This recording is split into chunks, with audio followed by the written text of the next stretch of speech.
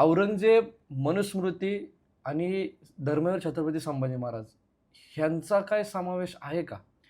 तुम्ही हा प्रश्न विचारलाय, हा खूप सेन्सिटिव्ह आहे. पण लक्षात घ्या, आता काही लोक फेक नॅरेटिव्ह क्रिएट करण्यासाठी ह्याचं तर डॉक्युमेंटेशन कुठंच नाहीये ना. तसं असेल तर आम्हाला एखादा तरी दाखला आणून दाखवावा की औरंगजेबानी शंभू छत्रपतींची हत्या ही मनुस्मृती ग्रंथानुसार केली.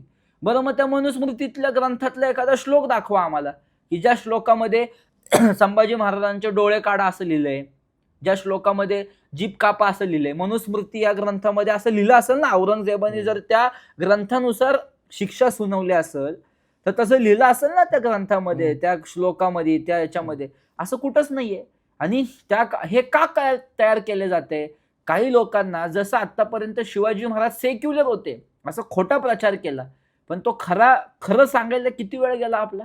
तसंच संभाजी महाराजांच्या चरित्रातील इस्लामिक दाहकतेला बगल देण्यासाठी किंवा ही इस्लामिक दाहकता, संभाजी महाराजांना मारताना जी इस्लामिक दाहकता बाहेर आली तिला झाकून ठेवण्यासाठी संभाजी महाराजांची हत्या मनुस्मृतीनुसार झाली असं काही लोक सांगतायत.